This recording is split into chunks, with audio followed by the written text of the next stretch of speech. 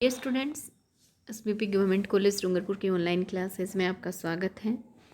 मैं Vimit, assistant professor history, BA third year history में जो आपका वेस्टर्न वर्ल्ड वाला पेपर है उसके एक टॉपिक कंसेप्ट ऑफ यूरोप यानी यूरोप की संयुक्त व्यवस्था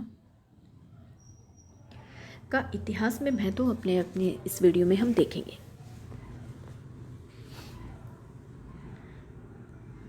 यह मैटरनिक के द्वारा डेवलप्ड एक सीरियस अलायंस था।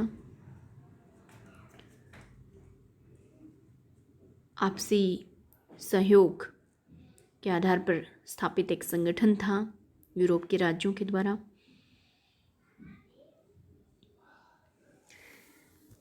कंसेप्ट ऑफ यूरोप असफल रही, लेकिन फिर भी इसका यूरोप के इतिहास में एक महत्वपूर्ण स्थान है।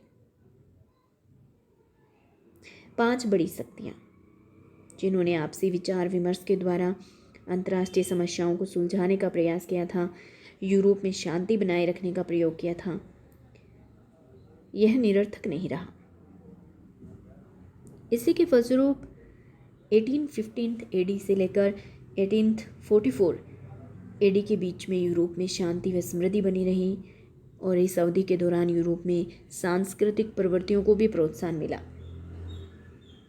इस व्यवस्था ने एक परंपरा स्थापित कर दी थी, आपसी सहयोग की भावना के आधार पर शांति व सुरक्षा बनाए रखने की। इसी व्यवस्था की प्रेरणा से बाद में राष्ट्र संघ और संयुक्त राष्ट्र संघ की स्थापना हो पाई थी।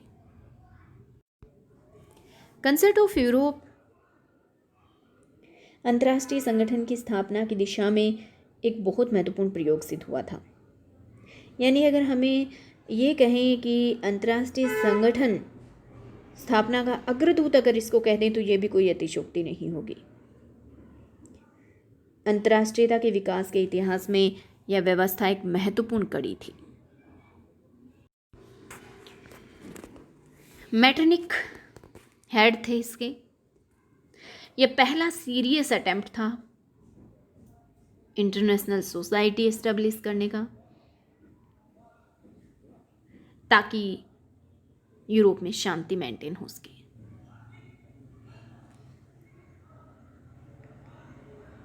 इसी की वजह से 1815 एडी से लेकर 1854 एडी के बीच का जो टाइम पीरियड था उसमें यूरोप में कोई बड़ा युद्ध नहीं हुआ।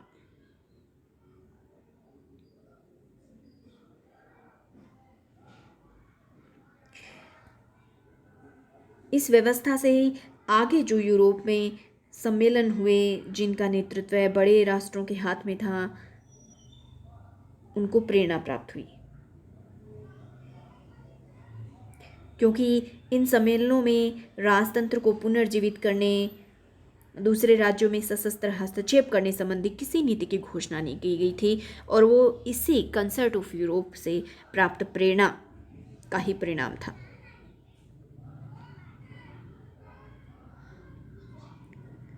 इन सम्मेलनों को संयुक्त व्यवस्था से प्रेरणा प्राप्त हुई थी और इन सम्मेलनों के प्रतिक्रियावादी नीतियों के ध्वस्त खंडरों पर प्रगतिशील नीतियों का महल तैयार किया गया था।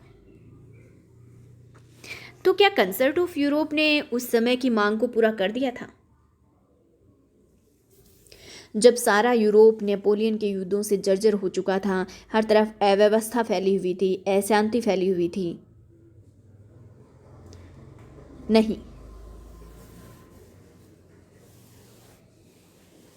तात्कालिक मांगों को पूर्ण तो ये नहीं कर पाई थी, लेकिन फिर भी नेपल्स, स्पेन, पिडमांट, जब अन्य स्थानों पर विद्रोह हो रहे थे तो ये स्थानीय ही रहे, इनका प्रभाव पूरे यूरोप पर नहीं पड़ा। इन विद्रोह के बावजूद यूरोप में शांति बनी रही, वो इसी व्यवस्था का योगदान था।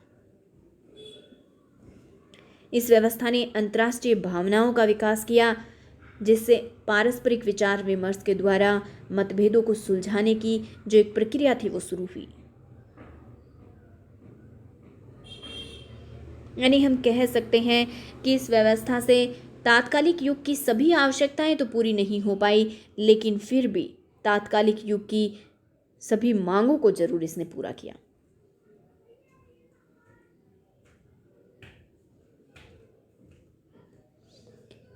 यानी कंसर्ट ऑफ यूरोप ने युद्ध से जर्जर यूरोप में शांति एवं व्यवस्था स्थापित करने में महत्वपूर्ण योगदान दिया था।